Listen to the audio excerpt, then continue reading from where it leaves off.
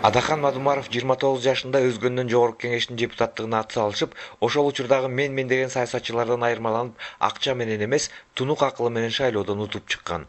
Bir жерден 3 жолу, bir бос чымчык сойдурбай, bir тамчы чай куйдурбай, bir сары чака албай, жаш темир канат кезимден ушул деңгээлге жеткирип койгон менин карапайым калкым берди ушул сыйлыкты деп. Biz dagы Özgөнгө келип, өзгөчө мындай толкунданып турганымдагы мен өзүм сезип атам.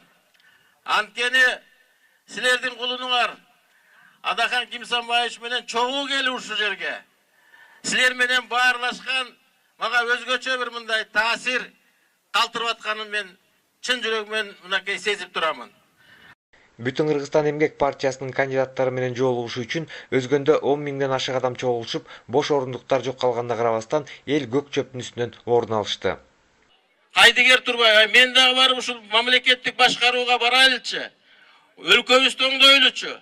Мынарекинде 3 миң сомдук пенсия эмес, 30 миң сомдук болсунчу. Айлыгыбыз бир 50 миң, 60 миң сомдон болсунчу. Балдарыбыз жакшы сапаттуу билим алсынчы.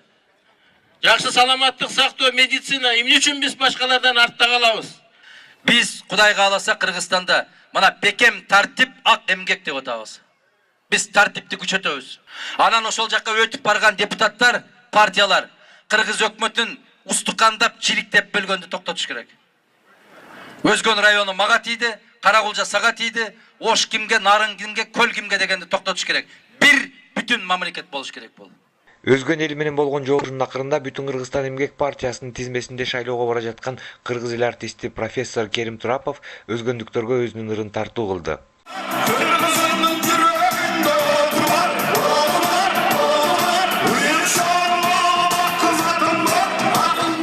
Ушул эле күнү Бүтүн Кыргызстан эмгек партиясынын кандидаттары Кара Суу районунда шайлоочулар менен жолугушуу өткөрүшүп, көптөгөн суроолорго жооп беришти. Бул аймактан Токтогул атындагы мамлекеттик сыйлыктын ээси Керим Турапов шайлоодо ат салышат. Келечекте мына Керим ошол Кобзондой, башка мынакей Казакстанда Рымбаева, Денисов деген мынакей жакшынакай ырчылары, чыгармачыл адамдары депутат болуп жүрөт.